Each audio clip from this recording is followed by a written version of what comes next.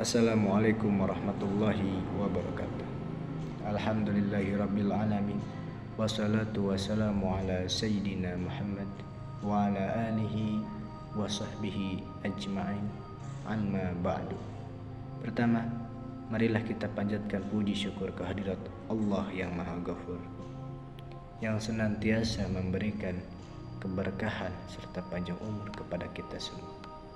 Salawat bermahkotakan salam marilah kita curah limpahkan kepada Nabi kita, Nabi akhir zaman, yakni baginda Nabi Muhammad sallallahu alaihi wasallam. Allahumma shalli wa sallim wa barik alaihi. Hadirin dan pemirsa dimanapun Anda berada, semoga kita senantiasa diberikan keberkahan oleh Allah Subhanahu wa taala. Amin ya Allah ya rabbal alamin. Berbicara tentang apa itu Idul Fitri, mari kita bahas satu persatu makna dari kata Idul Fitri. Dari kata yang pertama yaitu Id, yang artinya kembali atau pulang, kembali ke asal mula. Karena itu ketika kita kembali kepada Allah Subhanahu wa taala, asal pulangnya, asal tempatnya disebut dengan ma'ad. Waktunya disebut dengan mi'ad. Ada ayat dalam Al-Qur'an dalam surat Ali Imran ayat yang ke-9. Innallaha la yukhliful mi'ad. Sungguh Allah tidak akan pernah mengingkari janjinya. Di antara janjinya adalah mengembalikan setiap manusia kepada Allah Subhanahu wa taala sesuai dengan waktunya. Jadi banyak janji-janji Allah kepada hambanya. Di antara janjinya pasti hamba Allah akan kembali menghadap kepada Allah Subhanahu wa taala. Tempat kembalinya disebut dengan ma'ad tadi namanya. Kemudian Imam Ibnul Qayyim Al-Jauziyah, dia punya kitab namanya Zadul Ma'ad, yang artinya bekal untuk kembali. Kalau bahasa kerennya sekarang bekal untuk mudik. Bekal untuk mudik. Kalau kita sekarang sedang persiapan mudik, ingat, mudik dalam pengertian kita harus dibagi menjadi dua. Yang pertama yaitu mudik pada kampung halaman di dunia dan mudik pada kampung halaman di akhirat kelak. Hati-hati kalau mudik dalam urusan dunia saja, kita persiapkan luar biasa. Bahkan kalau kita lihat sama-sama, tiket kereta api itu sebelum Ramadan sudah habis. Bisa kita bayangkan. Dan ironisnya, biasanya bulan Ramadan itu disiapkan mencari bekal untuk mudik di dunia saja. Dan selalu pada saat mudik itu melekat kepada persiapan-persiapan di dua sisi. Persiapan yang akan pulang dan persiapan yang akan dikunjungi di saat pulang. Silahkan kita lihat, setiap yang akan pulang dia akan siap-siapkan bekal. Dan uniknya orang yang merasa bekalnya kurang, dia tidak siap pulang. Bahkan dia tidak pulang. Saya pernah bertanya kepada seseorang ketika masih ada di lingkungan tempat dia tinggal dan belum kembali ke kampung halaman. Saya bertanya, kenapa Anda gak pulang? Kenapa Anda gak mudik? Kemudian dia menjawab, gak ada bekal. Nah, gak ada bekal takut untuk pulang. Tidak punya bekal, tidak punya kesempatan untuk pulang. Masya Allah. Hebatnya, yang punya kesempatan, yang punya bekal, kemudian dia dengan bangganya menghubungi ke tempat, ke keluarga yang akan dia tuju. Dia katakan, aku akan pulang. Maka yang di sana karena tahu dia akan pulang, maka disiapkanlah segala-galanya yang sangat luar biasa, melimpah makanannya, segalanya ada, ditata dengan rapi. Dan hebatnya dari yang hal-hal yang tidak ada, diada-adakan, yang tak terbayangkan sebelumnya. Silahkan lihat jenis-jenis makanan ketika lebaran, makanan kering, makanan basah, makanan yang berbeda luar dan isinya pun ada. Jadi itu mudik dunia. Nah sekarang persoalannya ada mudik yang kedua. Dan mudik ini sifatnya abadi.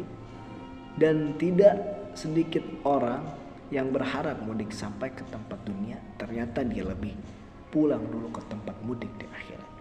Dan celakanya, ini yang paling berbahaya, dia menyiapkan bekal dunianya dengan maksimal saat akan mudik dunia, tapi dia tidak menduga bahwa bekal persiapan ke akhiratnya tidak dia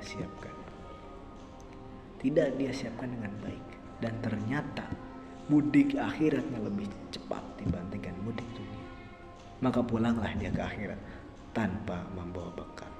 Ini yang paling berbahaya. Karena itulah senantiasa bertakwa kepada Allah Subhanahu wa taala. Kita berpuasa untuk mendapatkan takwa. Maka saat itulah surga disiapkan bagi orang-orang yang bertakwa.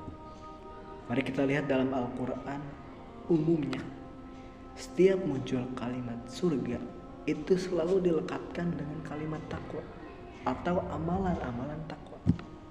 Kita lihat di surah ketiga ayat 133.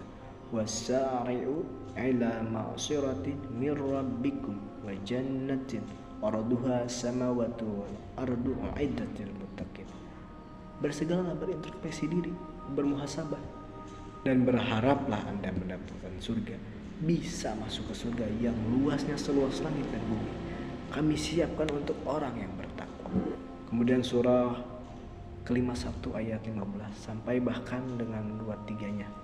Innal muttaqina fi jannati wa uyun. Orang-orang takwa itu kami akan tempatkan di taman-taman surga. Kemudian innal lil muttaqina mafaza hadaika wa anaba. Sungguh bagi orang yang bertakwa ada keuntungan yang besar. Selalu disandingkan antara takwa dan surga. Kemudian puasa itu diakhiri dengan kalimat takwa. Tujuan kita puasa untuk bertakwa. Lihat di Quran surah kedua ayat 183. Ya ayyuhallazina amanu kutiba alaikumusiyam kama kutiba alal ladzina min qablikum la'allakum tattaqun.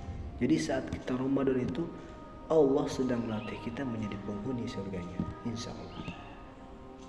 Tadi kata Aid yang artinya asal mula atau asal kebiasaan. Kemudian kata al-fitri ini mempunyai dua makna utama. Fitri yang pertama itu seakar dengan kata futur yang berarti makan. Disebutkan Aidul Fitri dari kata futur asal yang pertama, seakan memberikan makna kepada kita bahwa saat masuk pada momentum ini, di saat awal-awal, maka kita akan kembali lagi ke kebiasaan awal. Ke kebiasaan awal mula kita, yaitu boleh makan lagi di siang hari. Itu yang dimaksud futur. Kemudian yang kedua dari kata fitri juga seakar dengan kata fitrah. Apa itu fitrah? Fitrah jika disebutkan, fitrah itu sifat cenderung mendekat kepada Allah. Kalau dalam konteks beragama, fitrah itu dorongan kuat untuk menegakkan nilai-nilai syariat, nilai-nilai agama. Karena cara kita untuk mendekat kepada Allah yaitu dengan bersyahadat. Salat itu syariat, baca Quran itu syariat. Jadi kalau orang ingin dekat dengan Allah, maka kerjakanlah nilai syariat, kerjakanlah nilai agama. Maka dari itu setelah bulan Ramadan masuk kepada bulan Syawal, yang mana pada bulan Ramadan rajin baca Qur'annya, rajin qiyamul lailnya, rajin puasanya. Maka ketika masuk bulan Syawal harus dipertahankan, bahkan ditambahkan dari amalan-amalan kita yang kita kerjakan pada bulan Ramadan. Ketika bulan Ramadan kita berpuasa, maka di bulan Syawal tangan kita berpuasa. Agar supaya apa? Agar supaya tidak mengambil barang yang bukan milik kita. Kemudian pada bulan Ramadan mulut kita berpuasa agar tidak fitnah dan ghibah kepada orang lain. Kemudian saat bulan Ramadan kaki kita berpuasa agar tidak berjalan menuju ke tempat maksiat. Maka setelah Ramadan kita harus terapkan itu. Itulah yang disebut Idul Fitri sesungguhnya. Kembali kepada kesucian. Mungkin cukup sekian dari saya. Kurang lebihnya mohon maaf. Wallahu musta'anu fi sabilil haq. Wallahu muwaffiq ila aqwamit thoriq. Wassalamualaikum warahmatullahi wabarakatuh.